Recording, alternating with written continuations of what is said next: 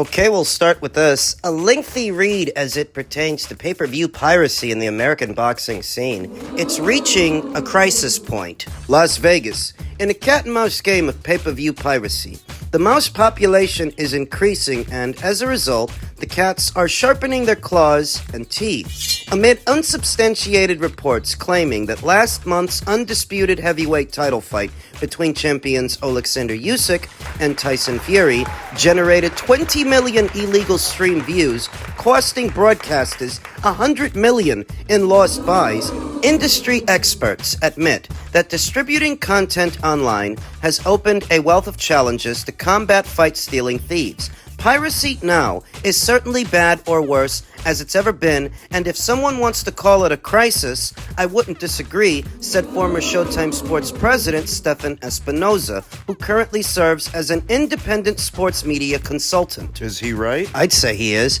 I'd say that piracy has always been around in varying levels, but these days it's actually worse than it's ever been. The ubiquity of streaming. There used to be a resistance factor, like it was hard to find or difficult to do, is such now that people can stream from many different sources. It's a major problem, and a low estimate is it's taking away 30% of our buys. All it takes is a fight night look online or on social media to see a flurry of posts advertising free streams of pay-per-view bouts such as Saturday's Gervonta Davis vs. Frank Martin lightweight title card, which costs $75 on Amazon Prime and payperview.com. The exposure to such financial loss has inspired broadcasters to ramp up their policing efforts. An individual connected to Saturday fight promoter Premier Boxing Champions said, depending on the fight, the company employs dozens of employees, spending six figures per bout to scour the internet and social media and shut down the free streams. Additionally, Prime Video retains its own streaming policing operation,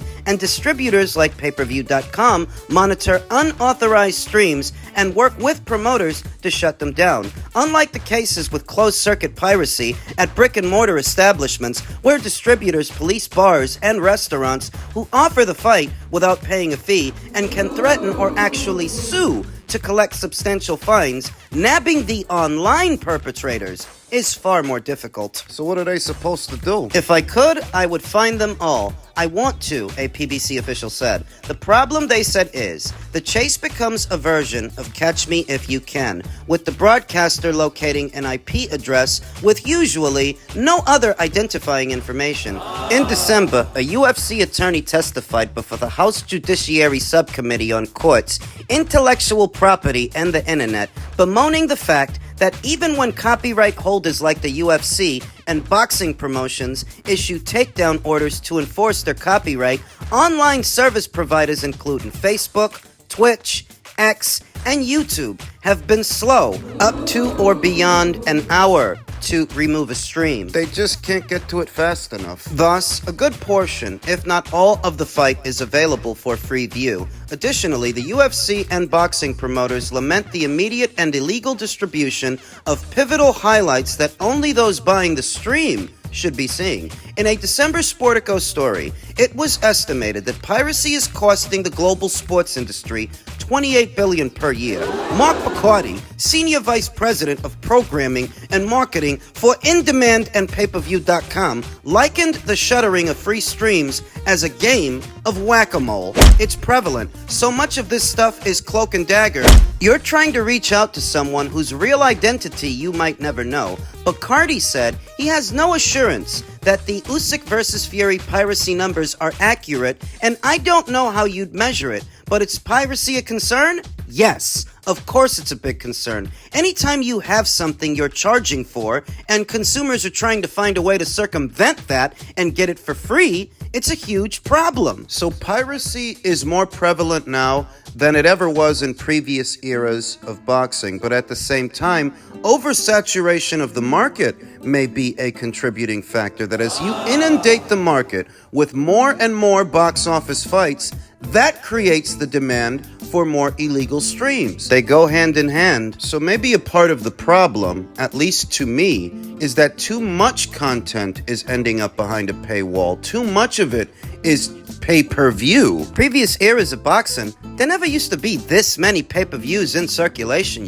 not this many in a calendar year. Piracy is nothing new. Mark Taffet, who served as HBO Senior Vice President in charge of pay-per-view from 1991 to 2015, reminded me it dates to the use of black boxes that could tap into cable feeds. What's interesting, back then and to this day, is that piracy usually comes from the titillation of stealing, Taffet said. The people hosting pay-per-view watch parties usually don't want to risk the embarrassment of their signal or stream getting shut down. I say this because back in the 1990s, we had incredible black box activity, and yet we still often did 1 million buys, Taffet said. Piracy is an enormous irritant, and an occurrence you can't deny, but it seems mostly to be a singular thing, one person wanting to get something for free. Like Taffet, Bacardi isn't convinced that most pirates would even buy the pay-per-view. That's a good point. Taffet's run included the 2 million buys for Mayweather's victory over Oscar De La Hoya in 2007, and the most lucrative pay-per-view of all time, the 4.6 million buys shared by HBO and Showtime in the 2015 Mayweather vs. Pacquiao bout. Yet last year's knockout victory by Gervonta Davis over popular rival Ryan Garcia has been the only 1 million plus buy boxing bout in nearly 2 years, as even the sport's most popular draw, Canelo Alvarez, has languished in the 500,000 buys range after topping 1 million buys in a September 2022 victory over Gennady Golovkin. So what you have to ask yourself is piracy cutting into the revenue that a pay-per-view would generate since so many people can watch it for free? Or is it that the people that are watching it for free were never going to pay for it anyway, so you can't lose anything? You can't lose what you never had. A DAZN spokesman declined to reveal how many buys Usyk and Fury generated as their rematch looms December 21st, and he also wouldn't hazard a guess at how widespread the Usyk versus Fury piracy was. He disputed a report that a wealth of free streams seems to be intentionally allowed to exist throughout the fight, but released this statement in response. Sports piracy is theft. DAZN invests a significant amount in combating it, using technology to monitor the activity of users and educating fans about the risks. It may seem a victimless crime, but most illegal feeds are provided by criminal networks or carry the risk of phishing and identity theft. Our advice is don't risk the sport you care about or your own data by using illegal feeds. While Canelo Alvarez operates with the safety net of a guaranteed purse, every other fighter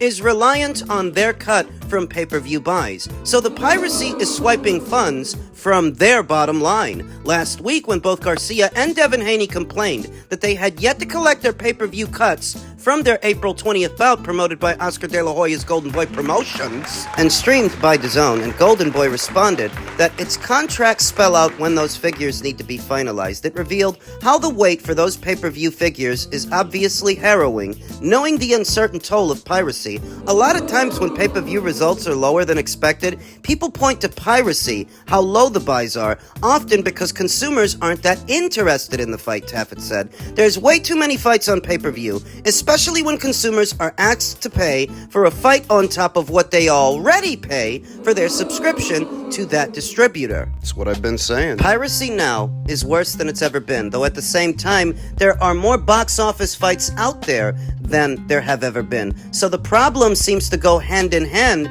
with the distribution. Maybe you guys shouldn't put so much content behind a paywall. Well, then why do they? The short answer is because people are greedy. Should you really have had to pay per view to see Gervonta Davis versus Hector Garcia if a few weeks later you were going to have to pay per view again to see him fight Ryan Garcia? There's way too many fights on pay-per-view, especially when consumers are asked to pay for a fight on top of what they already pay for their subscription to that distributor. Yet Bacardi said there often isn't an effective alternative other than pay-per-view when sponsorships and television license fees can't generate the types of purse money desired by the fighters. Well, then there's your problem. The fighters want too much money. The article continues, not every event has to do 750,000 or 1 million pay-per-views to be considered a success. He said, that's one thing people lose sight of because not every fighter is guaranteed the money you're paying to Canelo or Pacquiao or Mayweather. Some of these events that industry observers say are unsuccessful are in fact profitable for the fighters and promoters on their own. Some of these fights are doing well on pay-per-view, and they would do better if piracy didn't exist. Stefan Espinoza said, "It will take a combined effort of technological advances, including digital fingerprinting advances, a lot of enforcement, better marketing, and legislative efforts to better address piracy." What's at the heart of the matter? This is just one man's opinion. Feel free to disagree. But I feel that the uptick in piracy we've been seeing in the postmodern era has everything to do with the uptick in pay-per-views. And the uptick in pay-per-views we've been seeing has everything to do with the fighters' greed. They want too much money. The networks aren't just going to give them that money, so what they do is they put them on pay-per-view, hoping that the money will come from me and you. But for some of these pay-per-views, for some of these fights, how much of a demand was there actually for some of these fights? Like tonight's fight between Gervonta Davis and Frank Martin. Who was asking for that? That maybe a fight like that shouldn't be a pay-per-view, but it is because you're trying to satisfy the fighter's purse demands. So maybe they're demanding too much, which leads to more pay-per-views, which then leads to more piracy. Maybe. It's debatable whether or not piracy is actually cutting into the profits of a show when you don't know for sure that those watching those illegal streams would have ever paid for it. They may only be watching it because it's so easy to find an illegal stream, though if push came to shove, they were never going to pay for the show, so you might not be losing anything. It's another way to look at it. How can you lose what you never had? What the piracy and the uptick of it communicates to me is that there is a desire to see many of these shows, but people don't want to pay the overinflated price. Thus, perhaps the solution to actually get a return on some of this stuff is to make it more accessible. How do you do that? More fights on the regular schedule and less pay-per-views. You're only resorting to pay-per-view because you're hoping that a bunch of people are going to buy it, and when they don't, And they won't, it's not that profitable. Whereas more solid shows, more solid fights on the regular schedule with ads ad revenue. during the show brings more eyes to a platform, more eyes to a fight, and more ad revenue. The block becomes more valuable based on how many people are watching at that time. So if you're putting on more fights on the regular schedule and more people are watching them, those blocks become more valuable in the process, which could bring in more ad revenue, as nobody profits from illegal streams. But you could theoretically profit from this. So many of these platforms are already subscription-based platforms. So if you're putting more content on the regular schedule, you might see an uptick in subscriptions. But if you're going to ask for a subscription and a pay-per-view charge on top of that, well, that deters more customers than it attracts. My bottom line. The fighters and their teams are greedy. They want too much money, and that's why there are so many pay-per-views. And so many pay-per-views is what is leading to so much piracy. You want to fix it? You gotta stop putting everything behind a fucking paywall. In men's super bantamweight news, Bob Arum has dismissed any possibility of Naoya Inoue versus Murodjan Akhmadaliev happening next and indicated that he knew he could vacate his WBA super bantamweight world title. No chance. Who is this guy? Nobody's ever heard of him. We're not gonna fight a no-name guy at Wembley. Inoue means so much to Japan. It's the same Inoue with 3 titles as with 4. In Bob Arum's opinion, Murodjan Akhmadaliev is a nobody, but you tell me who is at 122. TJ Doheny, Sam Goodman. What, they're supposed to be somebody's, but he isn't? What Bob Arum is saying is that Inoue may forfeit the WBA title in spite of the order that recently came down, and he's not the only one saying that. Mr. Ohashi saying something similar, saying it's difficult to do all the designated matches. In response to the notice from the WBA, Ohashi, the chairman of Ohashi Gym, to which Naoya Inoue belongs, said in an interview, the direction of his next fight has been decided to a certain extent. It would be tough to start over from here. It will be difficult to continue to hold all of the mandatory matches with the 4 organizations from now on. He may have to consider giving up his belt. Naoya's camp initially negotiated a fight with IBF and WBO #1 guy, Sam Goodman. But Sam decided he wants to take a fight in the interim in his native Australia, so then it became about TJ Doheny. TJ Doheny of Ireland, he used to be a champion. Danny Roman took his belt, and Murodjan Akhmadaliev took Danny's. 2 of them. Mudajan Akhmadaliev then comes along. He takes Danny's belts, and Marlon Tapales took Mudajan Akhmadaliev's. At which point Inoue comes along, and he took Marlon Tapales' belt. The rest, as they say, is history. Now he reigns as undisputed champion at this weight, with a host of mandatory challengers waiting in the queue, some more willing than others. Sam Goodman didn't want his title shot next. Mudajan Akhmadaliev, he does. So what's the problem? Now, I don't think that Inoue is in any way, shape, or form afraid of Mudajan Akhmadaliev. Get the fuck out of here. And I don't think he has anything to be afraid of, because if and when they do fight, I think Inoue knocks him out. I think he knocks him out the way he's been knocking everybody out, if and when they do fight. So what's Bob Arum's problem? Maybe it's that Mudajan is with Matchroom? That's what sets him apart from the other two guys, from Sam Goodman, from TJ Doheny, that Mudajan Akhmadaliev is a matchroom fighter, though I still don't understand why would that be a problem if the guy set to headline that show at Wembley is also a matchroom fighter. It's Anthony Joshua. What, you don't want Inoue to fight a Matchroom guy because you don't want to have to deal with Matchroom, even though one way or another you're going to have to, since it's a Matchroom guy headlining the show? Turkey Al Sheikh is paying for it. This is a Saudi-backed show happening in the UK at Wembley. Matchroom is at the helm of promotion. It doesn't make a lot of sense when Bob Arum sits there saying that MJ is just some no-name guy that nobody knows. Nobody knows Sam Goodman all that well. Nobody knows TJ Doheny all that well. MJ makes for a better fight than they do. He can put up a better fight than they can. And ain't that the kind of fights that Turkey's been trying to put on? The best of the best fights, the most appealing fights? I would pick MJ Akhmadaliev to beat TJ Doheny and Sam Goodman. And I think he's the worthiest contender, the worthiest combatant. What's Bob Arum's real aversion to this fight? That he doesn't want to have to work with a Matchroom fighter on a show that's being promoted by Matchroom? Or is it that he doesn't want to put Inoue in a tough fight that might impede his ability to come back later on in the year? Because the plan is for him to come back towards the end of the year to fight Sam Goodman. That's the plan. MJ's a good fighter, but I think Inoue stops him the way he's been stopping everybody. You shouldn't give up your WBA title. These are bad optics. It's not a good look, especially when you can beat this fucking guy.